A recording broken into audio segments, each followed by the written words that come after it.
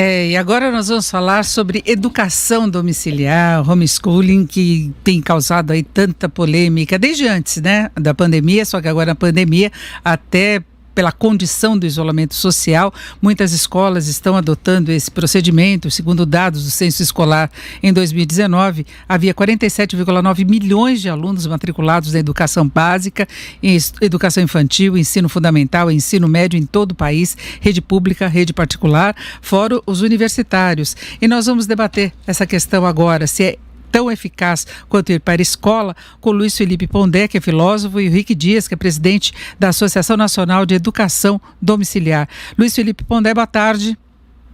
Boa tarde, obrigado pelo convite, é um prazer estar aqui com vocês. Boa tarde, Rick Dias. Boa tarde, Denise. Boa tarde, Luiz Pondé. É um prazer estar com vocês. Boa tarde também aos ouvintes internautas aí da Jovem Pan.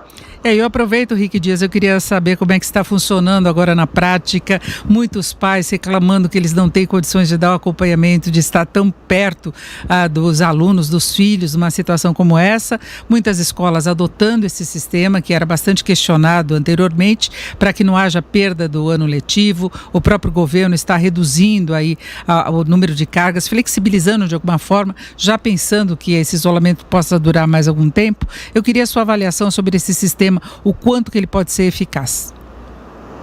Bom, na verdade, existe o que eu chamo de paradigma escolar, né?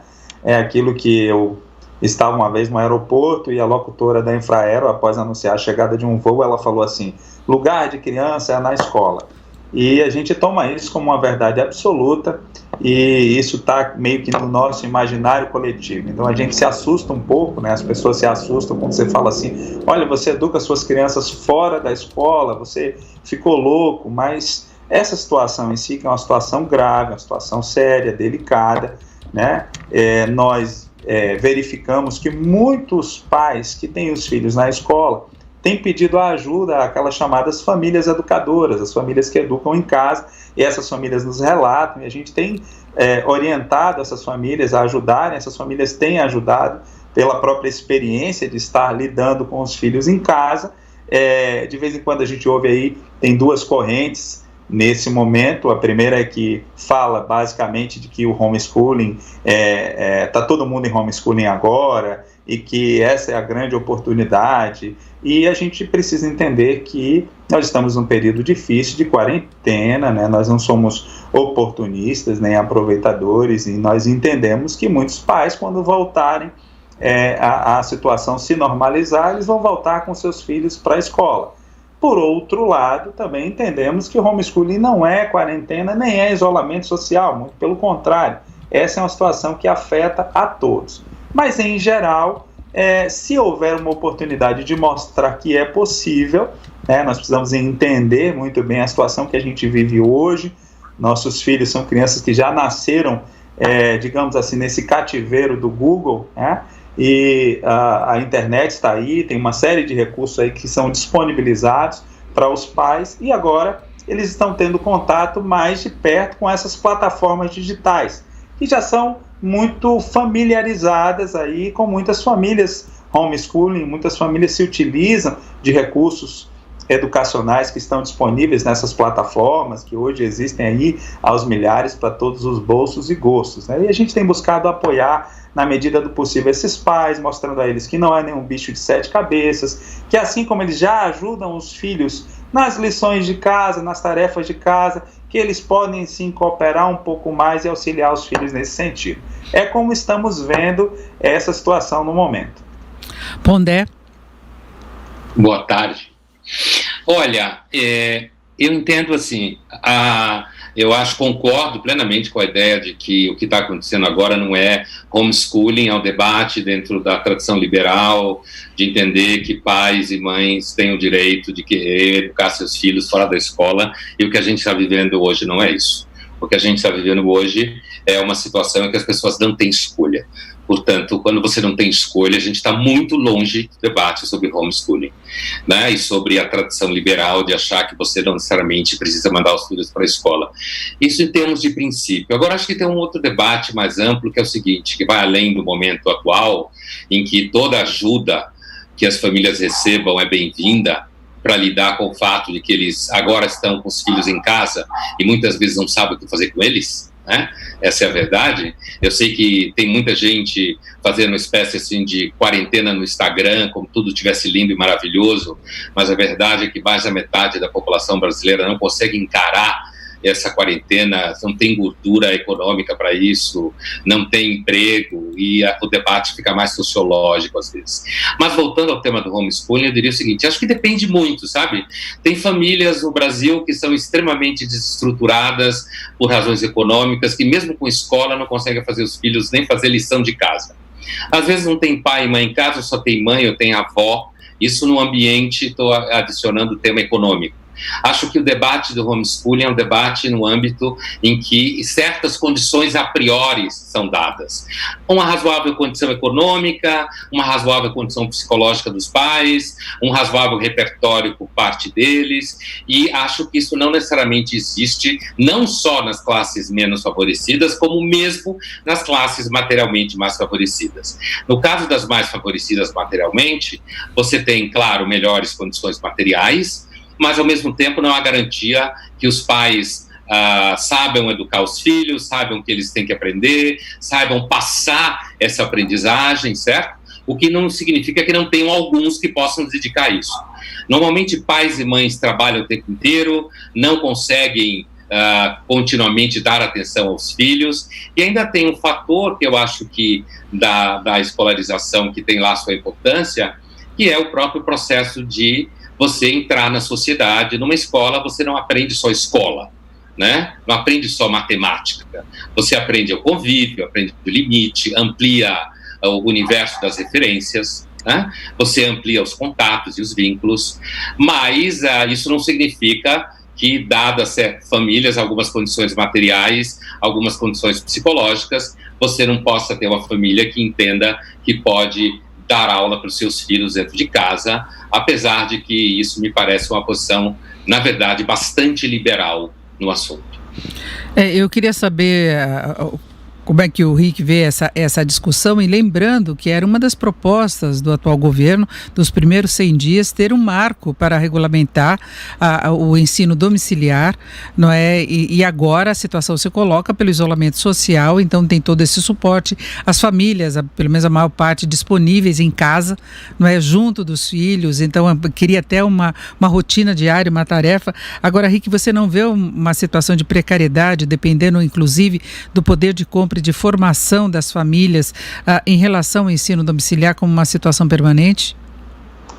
Bom, Denise, eu acho que o Pondé colocou muito bem, né? E eu até me tranquilizo, né, com essa fala do Pondé. Não esperava uma fala melhor que essa. Acho que essa questão ela foi muito bem colocada. E tem uma coisa que eu falo que eu acho que é importante, porque eu falo aqui não apenas como dirigente de uma associação, não apenas como representante de famílias. Eu falo como pai educador, tirei meus filhos da escola, né, há mais de uma década atrás. Ambos estão na faculdade hoje, muito bem integrados aí na sociedade, né, e eu estou muito satisfeito com os resultados. Eu sou, na verdade, assim, um de muitos pais educadores que fizeram isso, né? Então, uma das coisas que eu acho que é muito importante é que esse perfil que o Pondé analisou muito bem, dessa família que eventualmente ela possa ter essa condição, ele colocou aí algumas questões, como questões materiais, questões de talvez uma cultura acadêmica, enfim.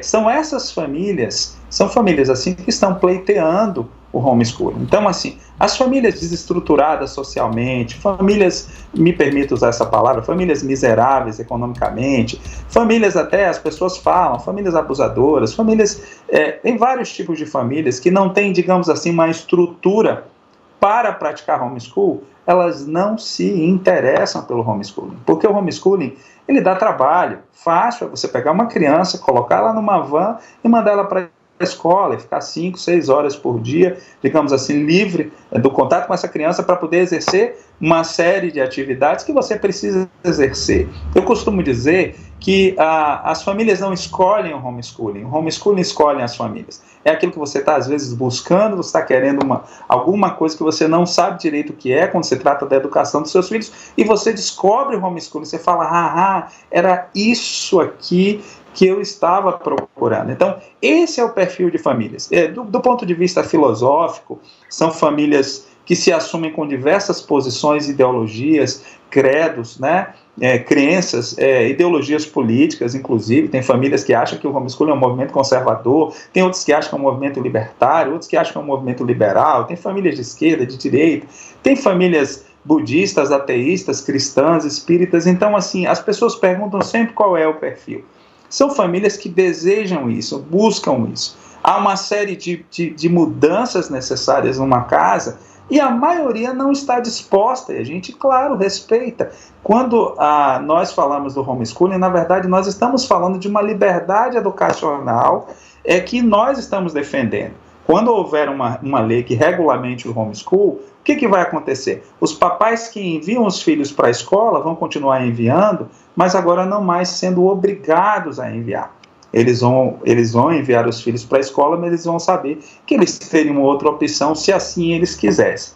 E a questão da socialização, que é uma questão que todo mundo coloca, né? São 10 anos que nós falamos sobre isso. Os alunos de homeschooling são extremamente socializados, eles vão a parques, praias, museus, clubes, bibliotecas, igrejas, fazem kumon, judô, natação, enfim, artes, música, e eles se socializam com pessoas de todas as idades. Eu tenho uma experiência na minha casa muito interessante. A minha filha entrou na faculdade aí aos 17 anos e com 15 dias de aula apenas na universidade, ela tinha sido eleita como líder e monitora da turma. Tamanha era a forma com que ela lidava e participava disso. Então, são os pais que querem fazer homeschooling, eles procuram saber, procuram estudar o que procuram entender o que é esse processo. Não é tirar uma criança da escola, não é fazer escola em casa, é um processo que é um processo realmente que exige uma certa disciplina, e os pais buscam,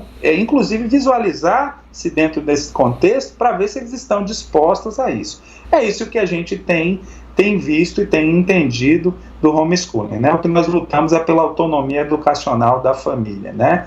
Nunca contra a escola, mas a favor da escolha. Eu queria ouvir o Luiz Felipe Pondé em relação a isso, até pela essa questão do contato, né, dos alunos. Eu acho que o Rick teve aí uma condição favorável, né, todas as condições para poder garantir a formação mais adequada para a família. Agora, nem todas as famílias têm essa condição, né? É uma coisa que me preocupa em particular, é isso, se tem essa condição de socializar depois, de a criança ter outros amigos, contatos, formação. Quem tem filho, por exemplo, que cursou a escola, sabe das amizades que são formadas ao longo do ensino, não é? Então, eu queria saber, Pondé, se você acha que em alguns casos isso é satisfatório, atende todas as expectativas mesmo. Olha, eu acho que, assim, como eu falava no começo, esse debate eu vejo muito no âmbito da tradição liberal, que é uma tradição que defende o juízo individual das pessoas sobre sua vida, que pode ser traduzido na fala do Rick, que é o direito à autonomia educacional, né? Eu entendo essa posição, concordo pelo relato que ele nos fez e pela observação que você fez, que ali foram reunidas algumas condições. Na fala, o homeschooling escolhe você e não você o homeschooling, existe aí uma ideia que significa um conjunto de variáveis que torna possível, inclusive, a variável do desejo do pai, da mãe, das condições materiais e da capacidade de fazer essa formação. Agora, do ponto de vista do Brasil, veja, eu tenho a impressão que esse debate é um debate que eu diria, em termos sociológicos, que ele está ancorado numa certa estrutura de classe social, né? A gente tem condições materiais em grande parte da população brasileira que me parece necessário que exista uma escola como instituição que recebe jovens, coisa que a família não conseguiria fazer. A gente está falando, existem vários tipos de família, e parece que o homeschooling ele depende de um certo número de condições para você realizá-lo, além da própria, digamos assim, da própria adesão filosófica, digamos assim, a propósito liberal associado a da educação. E nesse sentido, acho que o fato de ter pessoas que se dizem de direita e de esquerda, acho que faz todo sentido, porque às vezes você pode ser um liberal no sentido de comportamento moral e autonomia em relação ao Estado e se entender como uma pessoa associada aos valores da esquerda pós-moderna, ou você pode ser uma pessoa que entende o homeschooling numa chave da liberdade da pessoa com relação à gerência do Estado. Mas eu ainda acho que, assim, no caso do Brasil, é um debate que está um pouco alocado num certo extrato social que pode fazer esse tipo de escolha.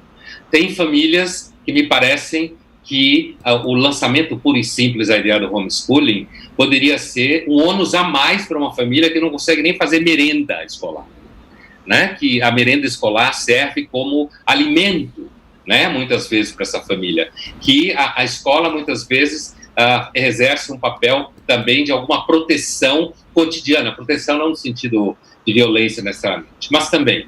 Então, assim, é claro que a escola não é perfeita, não é ideal.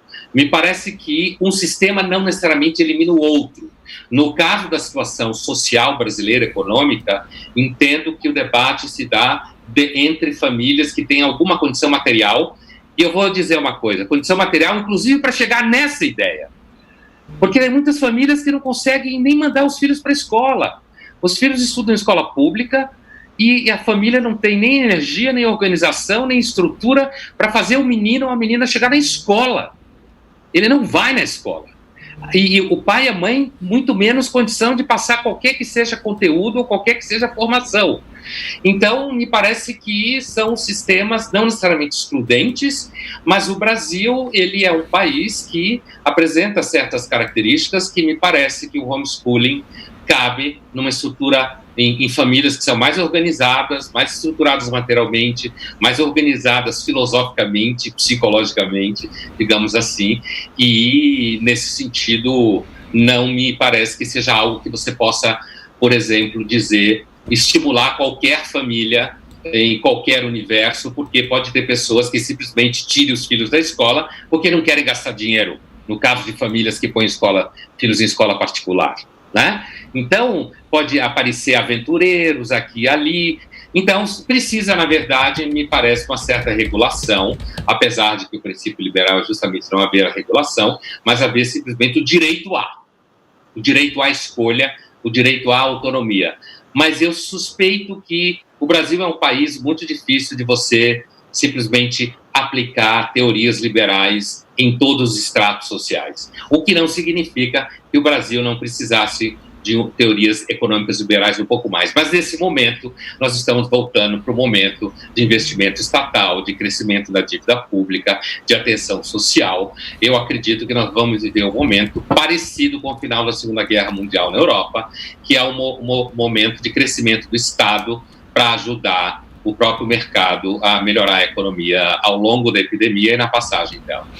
Perfeito, nós vamos encerrando por aqui a nossa conversa, porque chegamos no limite do horário. Eu agradeço muito a participação do Rick Dias, que é presidente da Associação Nacional de Educação Domiciliar. Rick, muito obrigado, uma boa tarde. Obrigado, Denise, eu que agradeço a vocês a oportunidade. E Luiz Felipe Pondé, que é filósofo, muito obrigada também pela sua participação, uma boa tarde. Eu que agradeço.